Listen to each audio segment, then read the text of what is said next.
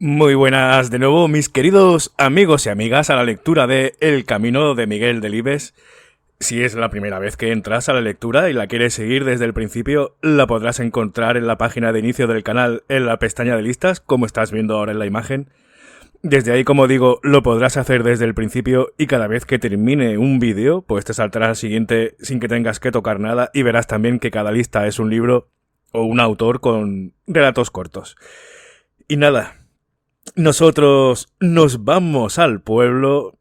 Creo que se hacía mucho también en España hace no mucho. No sé si se seguirá haciendo, la verdad. Yo lo hacía mucho durante los años 80 o 90, hasta que tuve los 14 años y ya pues nos bajamos aquí a vivir. Vivíamos en Barcelona y todos los veranos nos bajábamos aquí a Andalucía, a los pueblos, el de mi padre y el de mi madre, hasta el 95, que ya pues nos vinimos aquí a vivir. Bueno, experiencias. Vamos allá. Capítulo 3. El valle. Aquel valle significaba mucho para Daniel, el mochuelo. Bien mirado, significaba todo para él. En el valle había nacido y, en 11 años, jamás franqueó la cadena de altas montañas que lo circuían, ni experimentó la necesidad de hacerlo siquiera. A veces, Daniel, el mochuelo, pensaba que su padre, y el cura, y el maestro, tenían razón, que su valle era como una gran olla independiente, absolutamente aislada del exterior.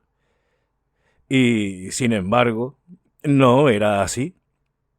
El valle tenía su cordón umbilical, un doble cordón umbilical, mejor dicho, que le vitalizaba al mismo tiempo que le maleaba. La vía férrea y la carretera. Ambas vías atravesaban el valle del sur al norte. Provenían de la parda y reseca llanura de Castilla y buscaban la llanura azul del mar. Constituían, pues, el enlace de dos inmensos mundos contrapuestos. En su trayectoria por el valle, la vía, la carretera y el río, que se unían a ellas después de lanzarse en un frenesí de rápidos y torrentes desde lo alto del pico Rando, se entrecruzaban una y mil veces, creando una inquieta topografía de puentes, túneles, pasos a nivel y viaductos. En primavera y verano, Roque, el moñigo, y Daniel, el mochuelo, solían sentarse, al caer la tarde, en cualquier leve prominencia y desde allí contemplaban, agobiados por una unción casi religiosa, la lánguida e ininterrumpida vitalidad del valle. La vía del tren y la carretera dibujaban, en la hondanada, violentos y frecuentes zigzags. A veces se buscaban, otras se repelían, pero siempre, en la perspectiva, eran como dos blancas estelas abiertas entre el verdor compacto de los prados y los maizales. En la distancia, los trenes, los automóviles y los blancos caseríos tomaban proporciones de diminutas figuras de nacimiento increíblemente lejanas y, al propio tiempo, incomprensiblemente próximas y manejables. En ocasiones se divisaban 2 y 3 trenes simultáneamente, cada cual con su negro penacho de humo colgado de la atmósfera, quebrando la hiriente uniformidad vegetal de la pradera. Era gozoso ver surgir las locomotoras de las bocas de los túneles. Surgían como los grillos cuando el moñigo o él orinaban, hasta anegarlas, en las uras del campo. Locomotora y grillo evidenciaban, al salir de sus agujeros, una misma expresión de jadeo, amedrentamiento y ahogo. Le gustaba al mochuelo sentir sobre sí la quietud serena y reposada del valle, contemplar el conglomerado de prados, divididos en parcelas y salpicados de caseríos dispersos. Y, de vez en cuando, las manchas oscuras y espesas de los bosques de castaños o la tonalidad clara y mate de las aglomeraciones de eucaliptos. A lo lejos, por todas partes, las montañas que, según la estación y el clima, alteraban su contextura, pasando de una extraña ingravidez vegetal a una solidez densa, mineral y plomiza en los días oscuros. Al mochuelo le agradaba aquello más que nada, quizá también, porque no conocía otra cosa. Le agradaba constatar el paralizado estupor de los campos y el verdor frenético del valle, y las rachas de ruido y velocidad que la civilización enviaba de cuando en cuando, con una exactitud casi cronométrica. Muchas tardes, ante la inmovilidad y el silencio de la naturaleza, perdían el sentido del tiempo y la noche se les echaba encima. La bóveda del firmamento iba poblándose de estrellas y Roque, el moñigo, se sobrecogía bajo una especie de pánico astral.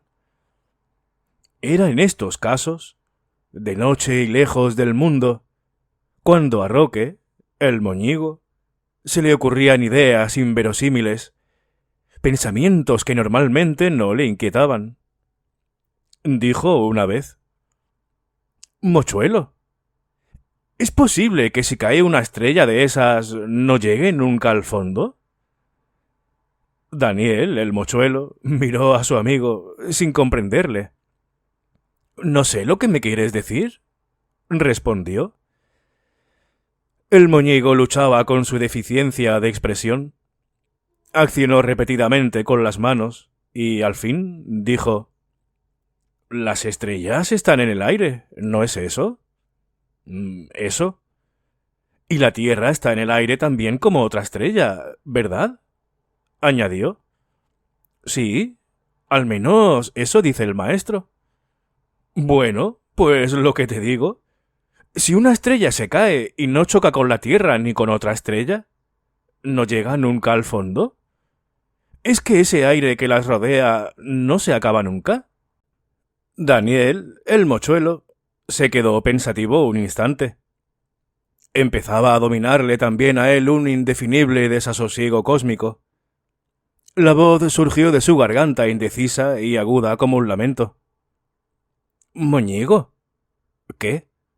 No me hagas esas preguntas. Me mareo». «¿Te mareas o te asustas?» «Puede que las dos cosas», admitió. Rió entrecortadamente el moñigo.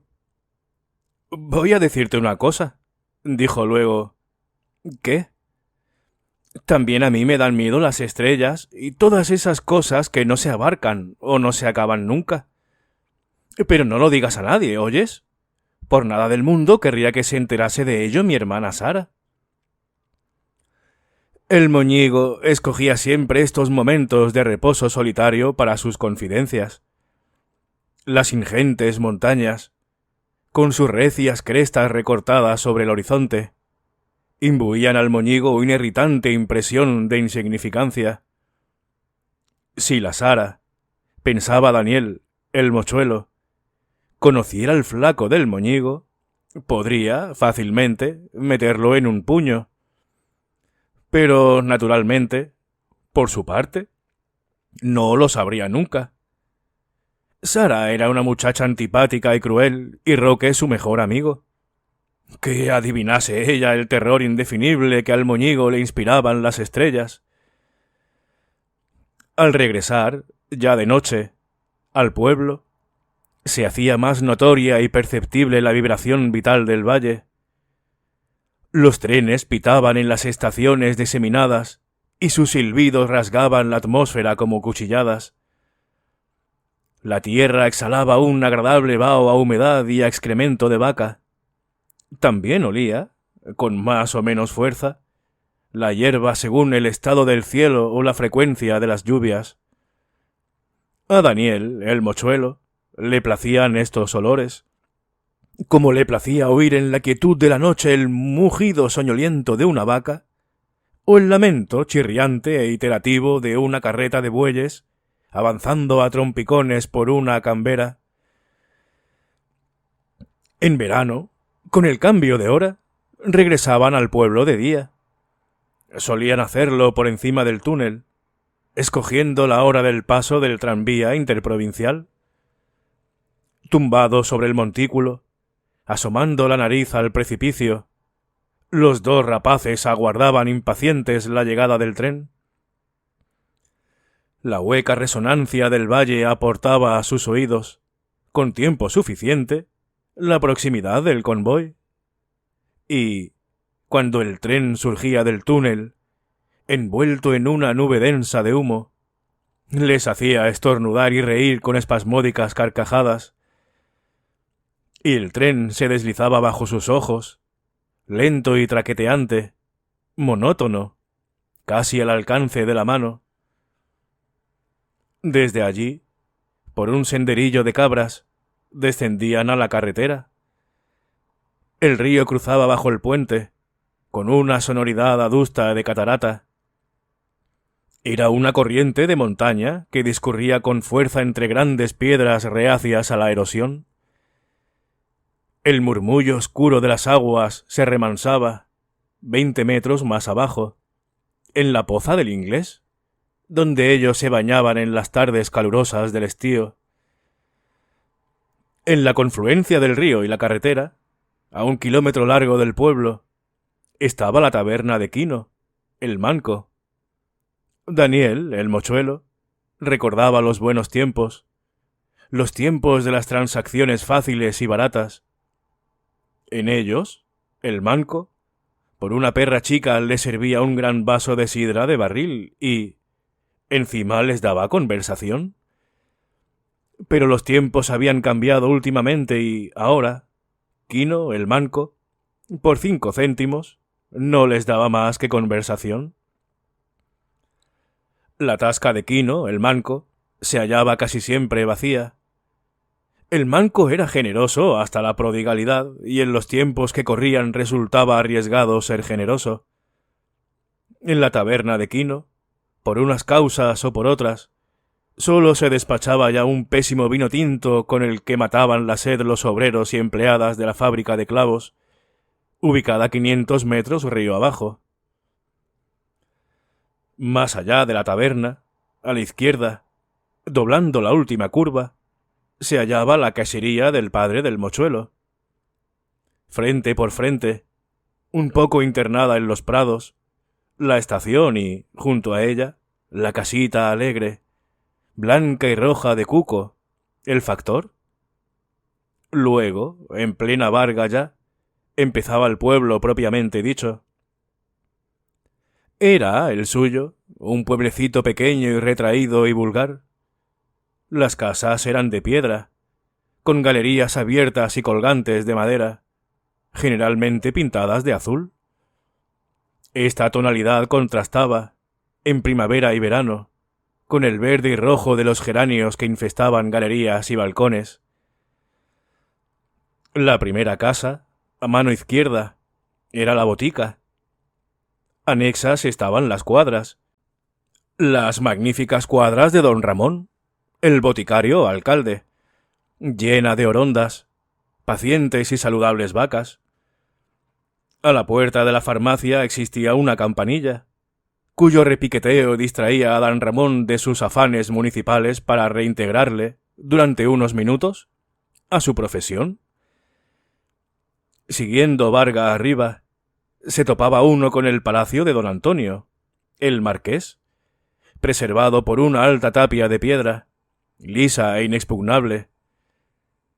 El tallercito del zapatero, el ayuntamiento, con un arcaico escudo en el frontis, la tienda de las guindillas y su escaparate recompuesto y variado, la fonda, cuya famosa galería de cristales flanqueaba 2 de las bandas del edificio. A la derecha de ésta, la plaza cubierta de boñigas y guijos y con una fuente pública, de 2 caños, en el centro. Cerrando la plaza, por el otro lado, estaba el edificio del banco y, después, 3 casas de vecinos con sendos jardincillos delante. Por la derecha, frente a la botica, se hallaba la finca de Gerardo, el indiano, cuyos árboles producían los mejores frutos de la comarca. La cuadra de Pancho, el sin Dios, donde circunstancialmente estuvo instalado el cine. La taberna del Chano, la fragua de Paco, el herrero, las oficinas de teléfonos, que regentaban las Lepóridas, el bazar de Antonio, el buche, y la casa de don José, el cura, que tenía la rectoría en la planta baja. 300 metros más allá, Varga abajo, estaba la iglesia, de piedra también, sin un estilo definido, y con un campanario erguido y esbelto. Frente a ella, los nuevos edificios de las escuelas, encalados y con las ventanas pintadas de verde, y la vivienda de don Moisés, el maestro. Visto así, a la ligera, el pueblo no se diferenciaba de tantos otros. Pero para Daniel, el mochuelo, todo lo de su pueblo era muy distinto a lo de los demás. Los problemas no eran vulgares. Su régimen de vida revelaba talento y de casi todos sus actos emanaba una positiva trascendencia. Otra cosa es que los demás no quisieran reconocerlo. Con frecuencia, Daniel, el mochuelo, se detenía a contemplar las sinuosas callejas, la plaza llena de boñigas y guijarros, los penosos edificios, concebidos tan solo bajo un sentido utilitario. Pero esto no le entristecía en absoluto. Las calles, la plaza y los edificios no hacían un pueblo, ni tan siquiera le daban fisonomía. A un pueblo lo hacían sus hombres y su historia. Y Daniel, el mochuelo, sabía que por aquellas calles cubiertas de pastosas boñigas y por las casas que las flanqueaban, pasaron hombres honorables, que hoy eran sombras, pero que dieron al pueblo y al valle un sentido, una armonía, unas costumbres, un ritmo, un modo propio y peculiar de vivir. Que el pueblo era ferozmente individualista y que una corporación pública tuviera poco que hacer en él, como decía don Ramón, el alcalde. Bien.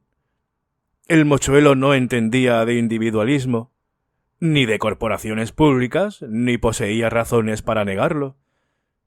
Pero, si era así, los males consiguientes no rebasaban el pueblo y, después de todo, ellos mismos pagaban sus propios pecados. ¿Que preferían no asfaltar la plaza antes de que les aumentasen los impuestos? Bien.